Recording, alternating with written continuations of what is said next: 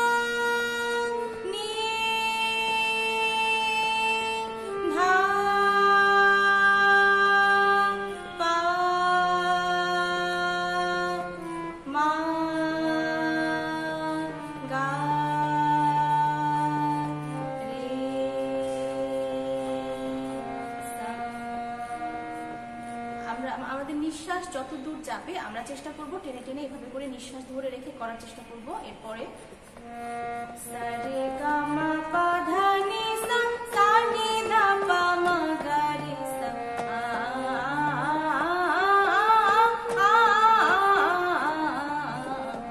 সা সা রে রে গা গা মা মা পা পা ধা ধা নি নি সা সা, সা সা নি নি ধা ধা পা পা মা মা গা গা রে রে সা সা। এগুলো আমরা আদি অবশ্যই চর্চা করব। নাচের ক্ষেত্রে যেমন মুদ্রা খেয়াল করতে হবে, সেরকম গানের ক্ষেত্রেও আমরা চর্চার জন্য অবশ্যই সারগামটা প্র্যাকটিস করব।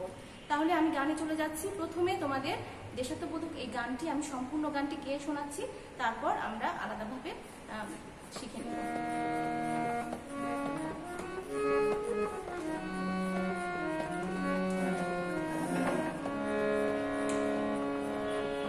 সূর্যোদয়ে তুমি, সূর্যাস্তেও তুমি, ও আমার বাংলাদেশ প্রিয় জন্মভূমি, ও আমার বাংলাদেশ প্রিয় জন্মভূমি। সূর্যোদয়ে তুমি, সূর্যাস্তেও তুমি, ও আমার বাংলাদেশ প্রিয় জন্মভূমি।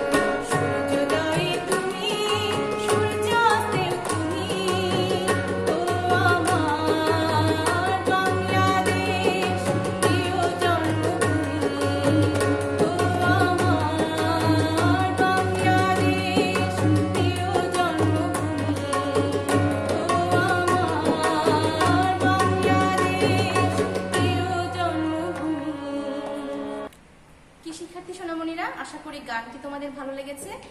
আমরা এবার গানটি খুব সুন্দর করে শিখে নেব। প্রথমে স্থায়ীর কথাগুলো আমি বলছি, খুব ভালো করে খেয়াল করো। সূর্যোদয়ে তুমি, সূর্যাস্তেও তুমি, ও আমার বাংলাদেশ প্রিয় জন্মভূমি। সূর্য আসতে না, কিন্তু সূর্যাস্তেও, এই জিনিসটা খুব ভালো করে খেয়াল করতে হবে। প্রত্যেকবার আমরা একটু সমস্যার সম্মুখীন হই প্রতিযোগিতা নিতে, যে বাচ্চারা দেখা যাচ্ছে বলো তোমরা যে সূর্য আসতেও, সূর্য আসতে বলে কোনো কথা নেই, সূর্যাস্তেও। ঠিক আছে, আমরা খুব ভালো করে খেয়াল করব। সূর্যোদয়ে তুমি, খুব ভালো করে খেয়াল করো। সূর্যোদয়ে তুমি, সূর্যাস্তেও, সূর্যাস্তেও তুমি। এখানে সূর্য আসতে বলবো না, সূর্যাস্তে। ওকে, খেয়াল করো।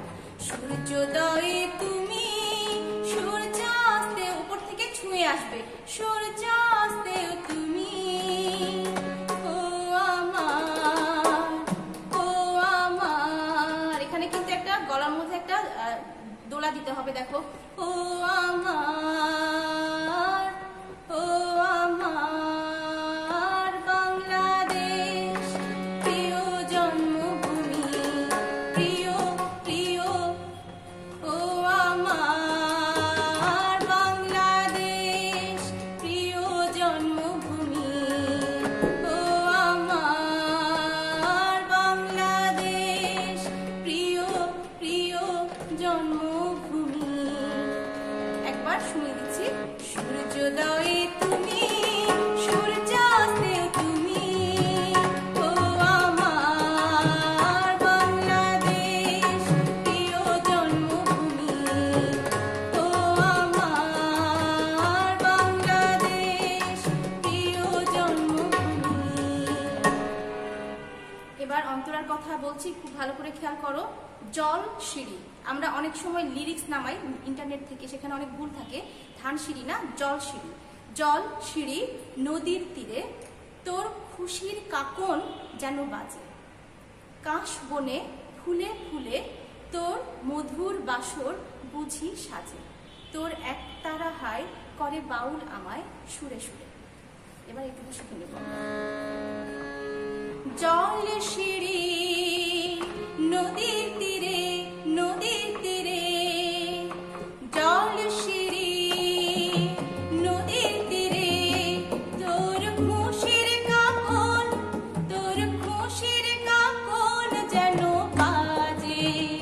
ও ও ও কাশ বনে ফুলে ফুলে, ফুলে ফুলে, তোর মধুর বাসর। কিছু জায়গাতে গলার মধ্যে কি করতে হবে, দোলা দিতে হবে, খুব ভালো করে খেয়াল করো। জল সিঁড়ি নদীর তীরে, তোর খুশির কাকন যেন বাজে। ও কাশ বনে ফুলে ফুলে, তোর মধুর বাসর বুঝি সাজে। তোর একতারা হায় করে, খেয়াল করো, তোর একতারা হায় করে বাউল আমায়, বাউল আমায় সুরে সুরে। সূর্যোদয়ে তুমি, সূর্যাস্তেও তুমি, ও আমার বাংলাদেশ প্রিয় জন্মভূমি। এবার দ্বিতীয় অন্তরায় চলে যাচ্ছি, একই সুর, কথাটা খুব ভালো করে খেয়াল করো। আঁকা বাঁকা মেঠো পথে, তোর রাখাল হৃদয় জানি হাসে। পদ্ম কাঁপা দিঘির ঝিলে, তোর সোনার স্বপন খেয়া ভাসে। তোর এই আঙিনায় ধরে রাখিস আমায় চিরতরে। আঁকা বাঁকা মেঠো পথে, তোর রাখাল হৃদয়, তোর রাখাল হৃদয় জানি হাসে। ও পদ্ম কাঁপা দিঘির ঝিলে, তোর সোনার স্বপন খেয়া ভাসে। তোর এই আঙিনায় ধরে, খেয়াল করো, তোর এই আঙিনায় ধরে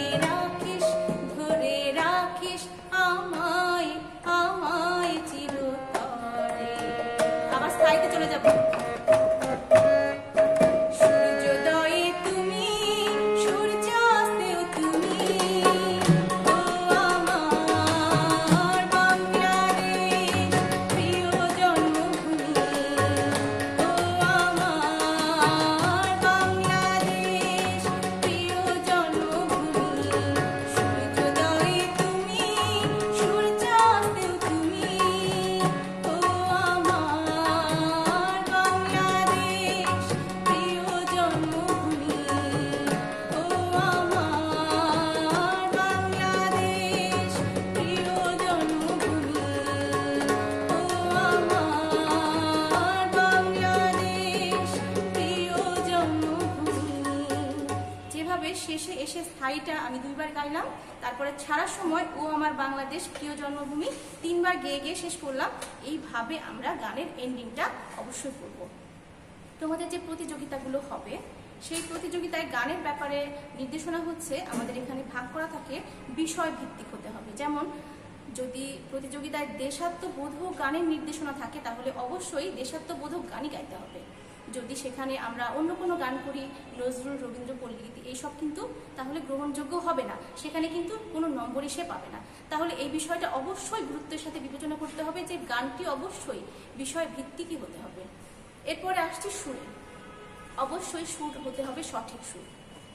অনেক রকম কপি কিন্তু আমরা দেখে থাকি বাজারে, বিভিন্ন গানের অনেক রকম সিঙ্গার বিভিন্নভাবে গানটি কপি করে থাকেন। আমরা অবশ্যই মূল কপিটি ফলো করব। এই জন্য তোমাদেরকে গানের নির্দেশনামূলক ক্লাসগুলো দেওয়া হয়, সেগুলো অবশ্যই ভালো করে খেয়াল করবে। আমরা সঠিক সুরে যেন গানটি শিখতে পারি এই বিষয়টা অবশ্যই গুরুত্বের সাথে বিবেচনা করতে হবে।